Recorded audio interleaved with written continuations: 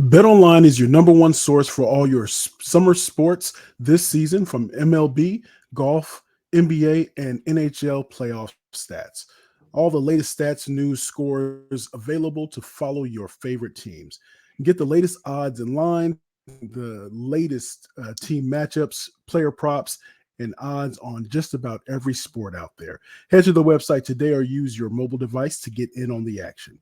BetOnline, where the game starts.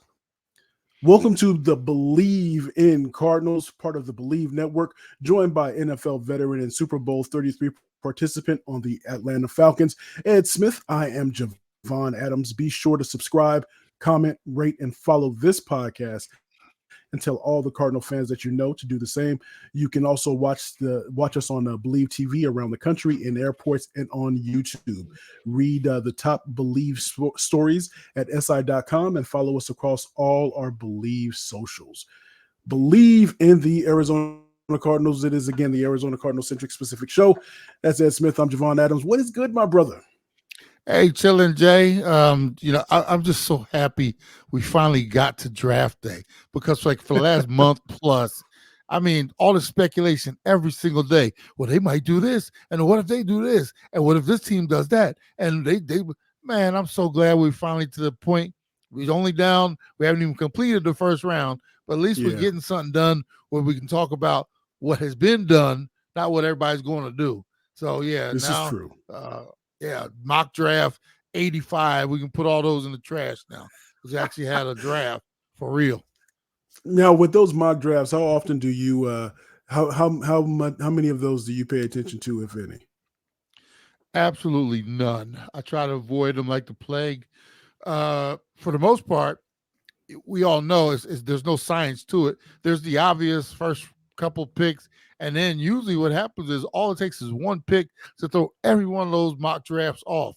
I will say, for the most part, this round has been chalk in terms of, not no blockbuster trades jumping up the first. We had 6 quarterbacks already taken in the first round, and that's the 6 they've been talking about. And I think that's a little overrated. I think some of these teams are going to be shocked at how mediocre their franchise quarterbacks look, because, I'm like I said, it's amazing. Teams will fall in love with what everybody's saying, and they just got to get one of those. They got to get it. And in my opinion, if I was a GM, I got to get what I like or what I think is best for my team, not just because, well, everybody says, we got 6 franchise, we got to go get one of those. Nah. So, it's all good. I think there was a couple reaches, as far as the Michigan quarterback. Come on, man. That dude had games where he didn't throw the ball 10 times, because they were running the ball up everybody's butt. That just means they was holding him back. They was holding him back.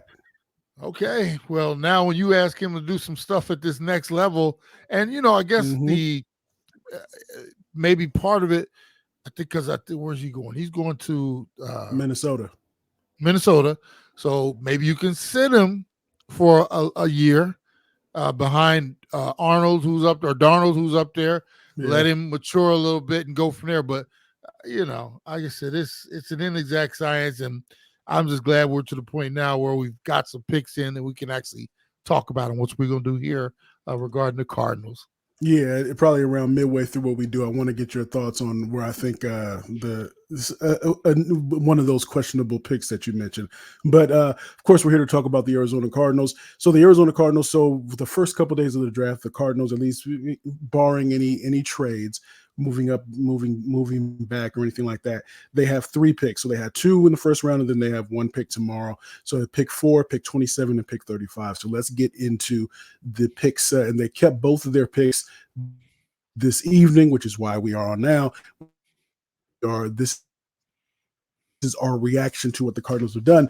And so as no surprise in terms of what the Cardinals did with their first, they drafted the wide receiver from Ohio State, Marvin Harrison Jr. So if you look at our lads in terms of what is projected for the Cardinals in terms of for their depth chart, we got, of course, they got Marvin Harrison Jr. slated in as the wide receiver on the left, and then the other receiver in the locker room is Michael Wilson, and then or on the depth chart is Michael Wilson, and then Greg Dortch. It's not the scariest of wide receiver groups, but you have Marvin Harrison Jr. No surprise there. How do you feel about that pick? Were you hoping that the Cardinals would have moved away from that? What are your thoughts on Marvin Harrison Jr. before we get to the second pick? I think they did exactly what they should have done, and everybody was hoping they did. Don't get cute. Right. In these instances, we have our quote-unquote franchise quarterback in, Kyler Murray, so we knew we weren't doing anything there. We know he stripped this roster down to the bone. The wide receiver room is golly, you talk about the names in there, and it's like if you put those dudes in a lineup and say one of those dudes is guilty of XYZ, can you point that dude out? And you gave him they gave us the name, we'd all be like, I don't recognize any of them dudes. I have no idea who he is. So we get Marvin Harrison Jr. in the room. I think an outstanding pick, and I'll tell you exactly why, Jay. This young man is 6'4" and some change. And we're so used to, like, they went out and got Marquise Brown a couple years ago, right? 5'9". Right. We've had, Dortch. We've had all these little bitty wide receivers out there. We finally have a dude that is a dude. This dude is a stud. At Ohio State, catching balls. He's got the pedigree from his dad. We all know his dad, Hall of Famer. Watched him for years make incredible catch after incredible catch. The work ethic looks like it's there. Like I said, the stature, everything this young man brings to the table is exactly what we needed as far as a number one wide receiver. Get him out there from day one. Now, the thing about wide receiver in the league, people think it's just about catching balls and running routes. It's one of the hardest positions for these youngsters to come in and learn because of all the different variations of things they have to do. Not a lot of blocking, but it's a lot of adjusting routes and different things on the fly, hot routes, doing this. You're now out there on an island against number one shutdown corners. They make your life miserable, and it can be a little frustrating. And for guys who aren't ready for it, man, you're not going to step right in and just go out there and manhandle people and do what you did in college. But if you have the skills and you have the work ethic, everything else, it gradually comes, and these guys eventually get it. And I'm like I said, with his pedigree, and his dad, I'm sure his dad's been in his ear teaching him from day one at a totally different level. Meaning, it's one thing to hear it from your college coach, and your dad is a Hall of Famer. He can tell you what it was like trying to get out of different press coverages, and how you want to stem this route, and you want to do this to make it easier, or the toe taps on the sideline.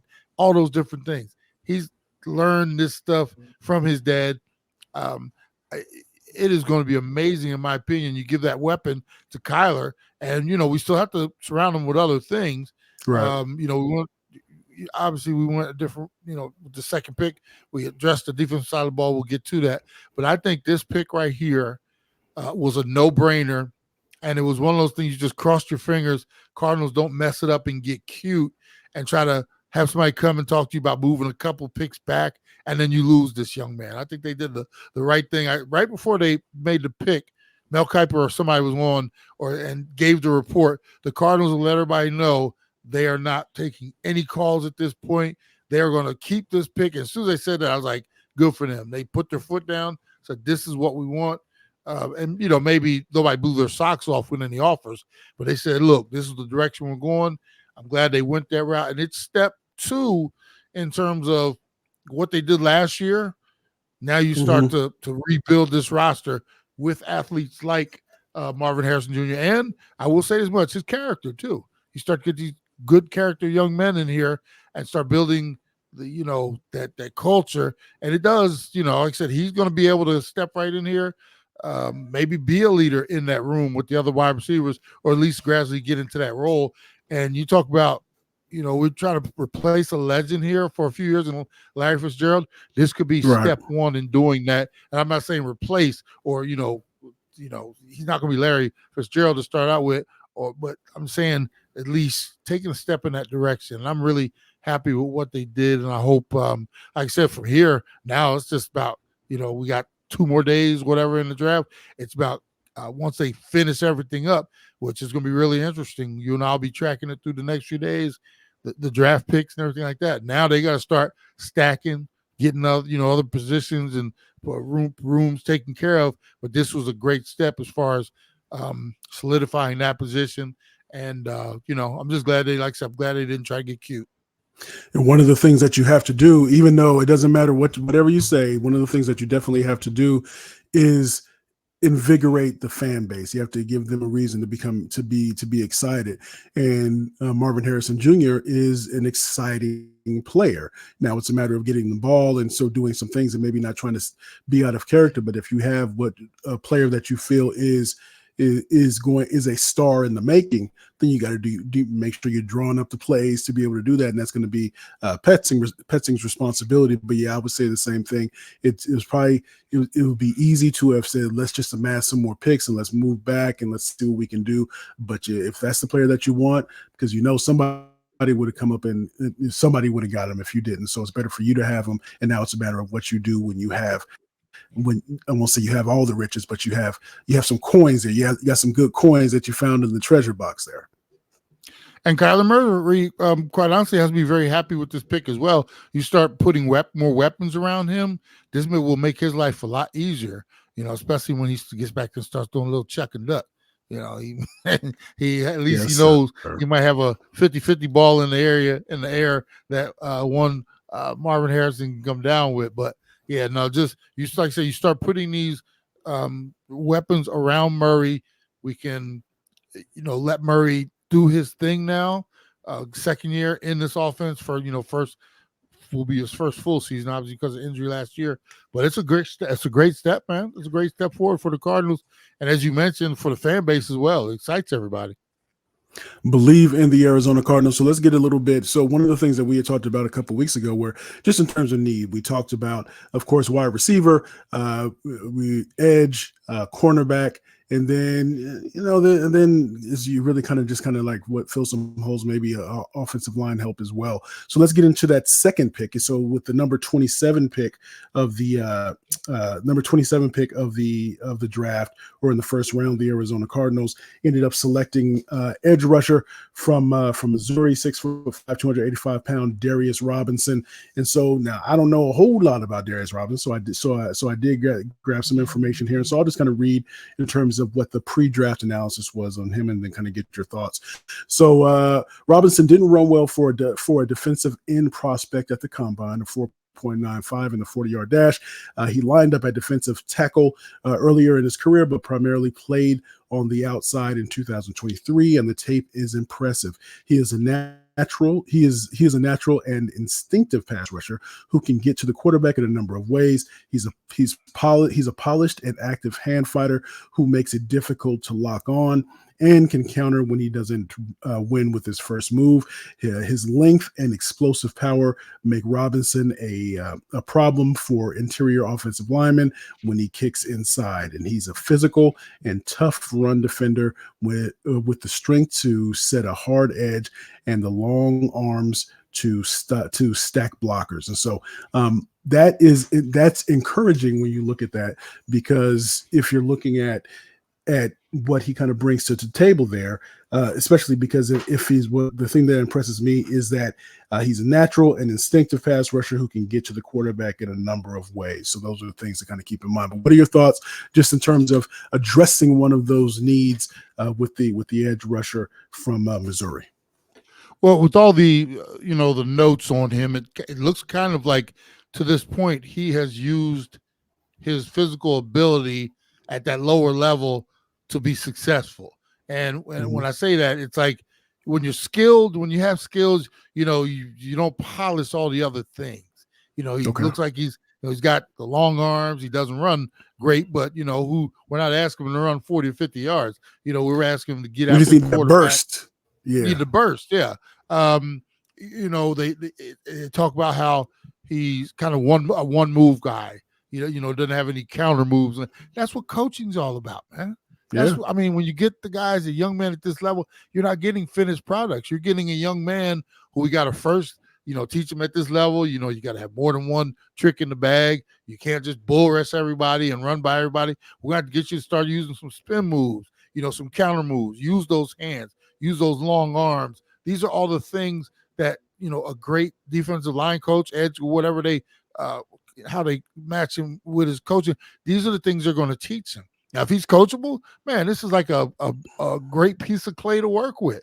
This dude, I mean, he's tall. He's got long arms. He's lean. You can put a little more weight on him, and maybe, that might counteract the speed a little bit. But at the same time, if you're going to have him in the middle of some of these defenses or coming off the edges, you might want to have, he's going up some of these big tackles. You might want to put a little more weight in them britches, So there's all these, they can use them different ways, And what I like is that, I mean, from all the reports and everything I'm looking at, he's athletic.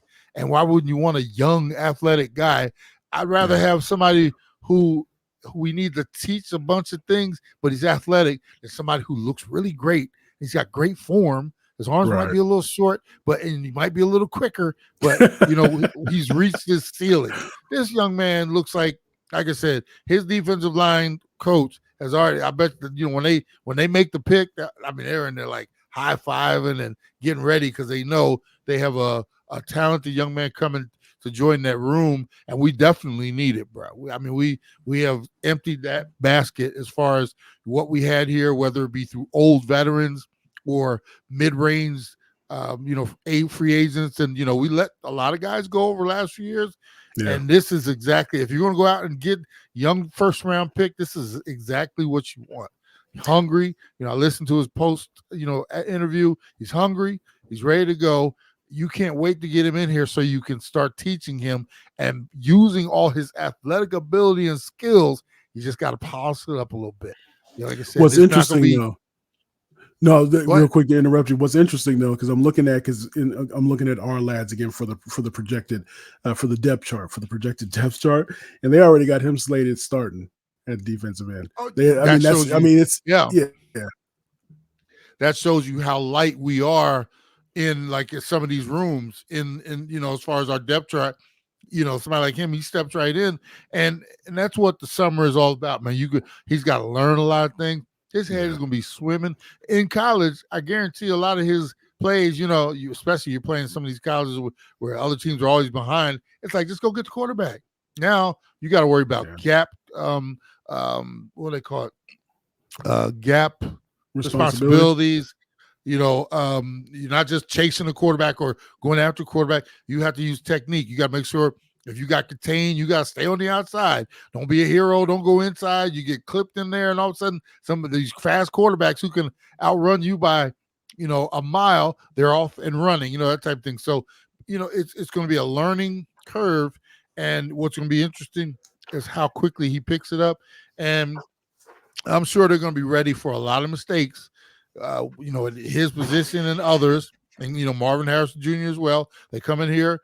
These playbooks are complex. The systems are complex. The verbiage takes a lot, and it's going to take a lot.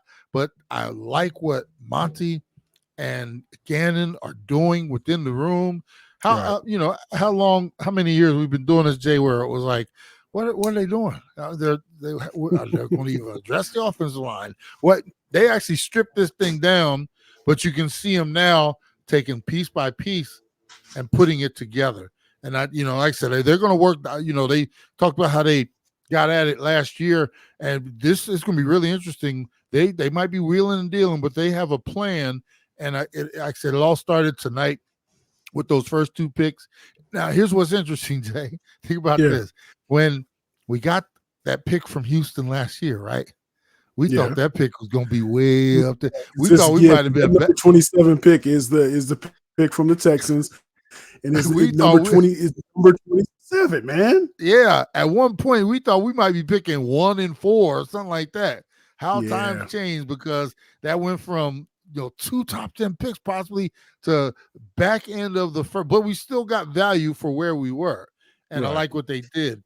But yeah, I mean, it's amazing the difference a year can make, because like I said, when they did all this last year and then they were going through the season and we ended up 4-13. So it wasn't like we burned it up and messed ourselves up by winning too many games. The doggone Houston Texans, they did it to us. But like I said, it is what it is, and at this point, they've done a pretty good job, as far as I'm concerned, at getting this draft kicked off.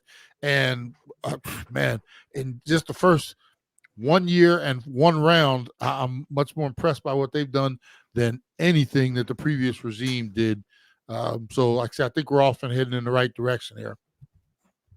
I think this time last year when we were talking about what they did, you were impressed as well. Yeah.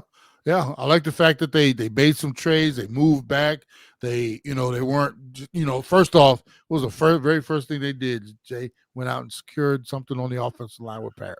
That for me, I've been screaming that for years. When they did that, I was like, that's it. I was like a deal at the blackjack table. I was like, yep, I'm done. I've already seen enough. I was like, thank you. Yes. They addressed it, and I'm sure they got some targets for some guys in these second, third rounds. And like I said, they have an awful lot of work to do, Jay, primarily because I've said it so many times, they stripped this thing down. And I remember when, and they didn't just bring a whole bunch of second tier free agents in here. They were like, look, might be ugly, but we're willing to sacrifice and clean out the closet, clean out the cupboards, and we're going to start from scratch and make this fresh. And that's what they've done so far. Now I'm liking what I'm seeing from what they're doing. And to your point though, so you mentioned Johnson, so he's projected to start at right tackle. So it's one of those things that I guess it's good that sometimes organizations, even if they're drafting somebody that maybe they're not as high on, they'll start them anyway because they have no other choice. And then others will, because maybe they're trying to rebuild and they're starting from scratch in a lot of different ways, and they're trying to put those veterans that are borderline that should be depth, put them in depth, and let these young players kind of learn on the fly. And there can be some learning curves that go along the way for that. But if you believe that you drafted the right people, then you got to let them learn. And as you mentioned a few minutes ago, that's what coaching is for. Well, here's the other thing too, Jay. When you put a plan together, a lot of times what happens is, hey, this is our plan. This is our direction, our mission statement. We're going to do this. What happens a lot of times is you start the mission statement, and then you start hearing voices from the outside. Man, they stink. Man, what are they doing? And then you change the plan, and you never fully get into, this is what we're doing. We're sticking with it. And what I've liked so far is that Monty and them, the first two off seasons, last year, meaning year one, when they didn't sign anybody and they let certain guys go, it was like, wow, what are you guys doing?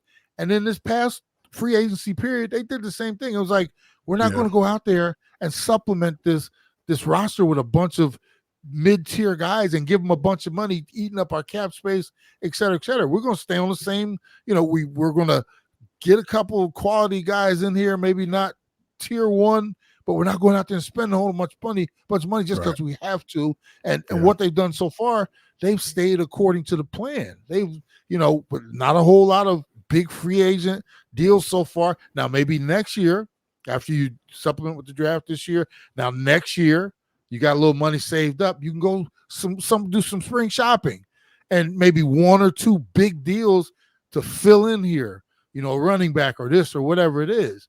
So I like what they've done so far in terms of just staying with their plan, not getting fidgety, and all of a sudden, you're hearing the outside voices and we're going to stray away from that. We'll just do it this once, and then it turns into, we're going, hey, we'll do it. Next thing you know, you're back in the same boat as some of these other, you half in, half out. You got to be in or out when you set a direction. You got to stick with the plan.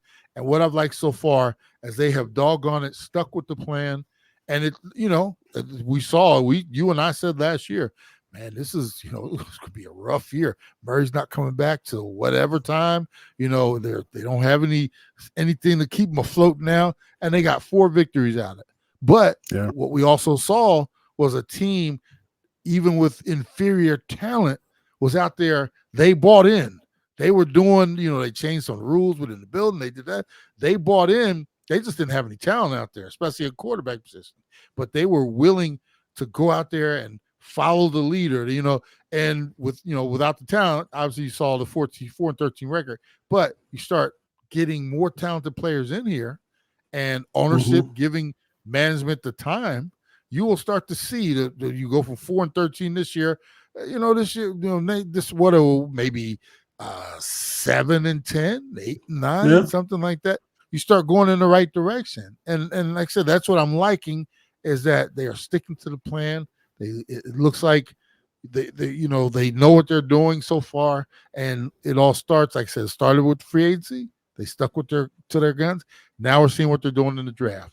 We knew, a lot of people, well, what are they going to do? They're going to trade out there? No, they said, look, we see what we want. We got it. Not going to get cute. We went out and got Marvin Harrison, and then we're going to go step by step through this draft. Now, it's going to be real interesting because you and I will be talking over the next few days, and our Cardinals fans, you should be listening because there's going to be probably a lot of wheeling and dealing.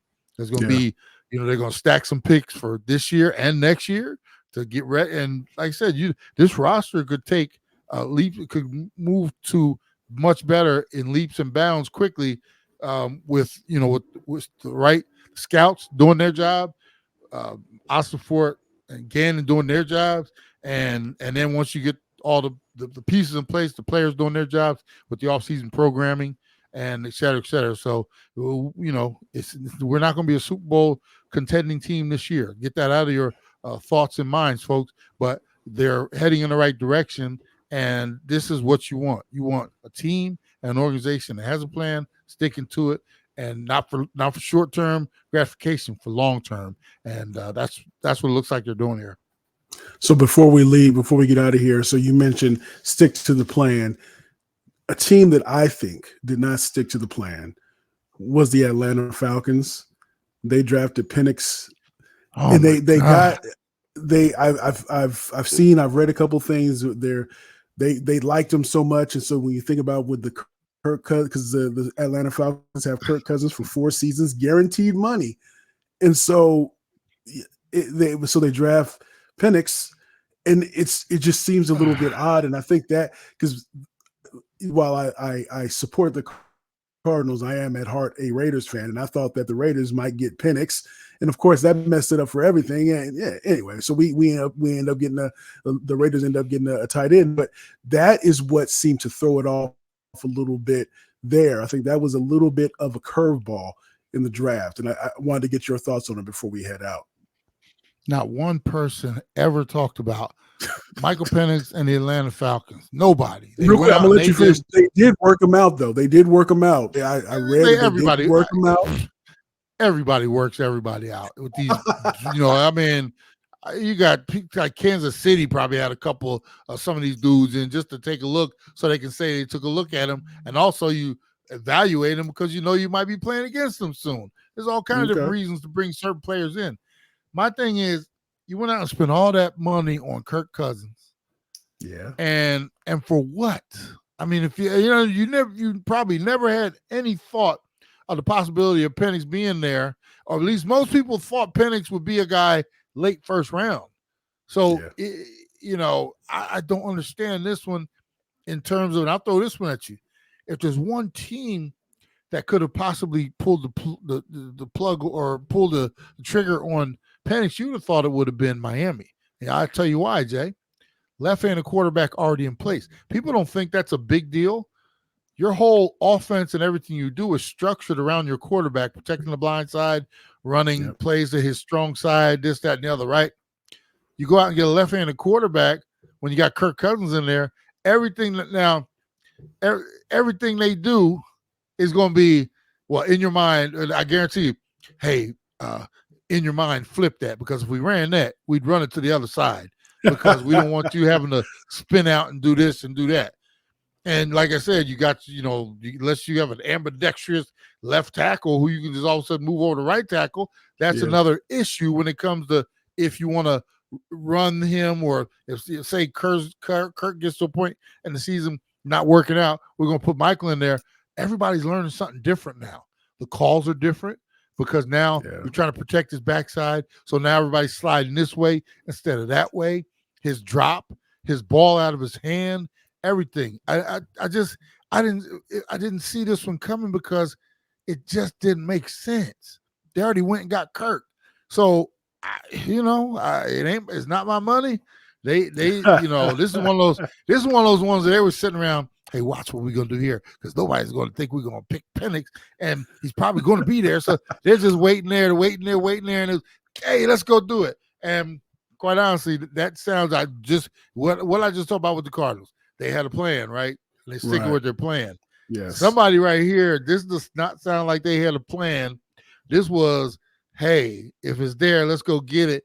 But wait a minute, why would we do that? Because I don't know. Let's just do it. This one makes no sense to me at all, bruh. And so now what do you do? Kirk is, as far as I'm concerned, I think he's there for 2 years with all that money because he got most of his money guaranteed. So it's a guarantee. Now, so he's there for 4. He's signed for 4, but maybe he'll be there for 2. 4, maybe be there for 3. Yeah, maybe. So what are you doing? How are you going to utilize? I just don't understand it. And Arthur Blank, if you letting them run free up in the spot like this, you need to. Arthur must. I don't know. He had to sign off on this, but I'm telling you, somebody messed up on this one. I don't know where this one came. When they made the pick, I mean, here's the crazy part. I heard the rumors that they might go after the tight end from Georgia because Pitts has been such a disappointment. So not your quarterback. You at quarterback?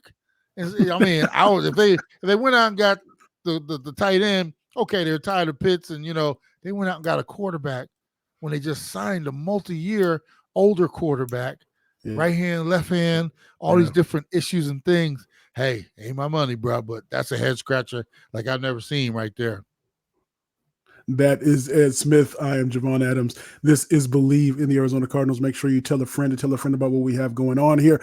And we'll be back in a couple days here to go over the rest of the Cardinals draft, and we'll be back at least on a weekly basis moving forward. And so we'll be starting to drop some multiple shows during the week as well here coming up shortly, especially as we get closer to training camps and all that good stuff, and in the beginning of the NFL season. So until next time, as we always like to say, we are presented by Bet Online. So as we always like to say around this time, you can. Cool. This up. I'll get it live. I'll get it uploaded.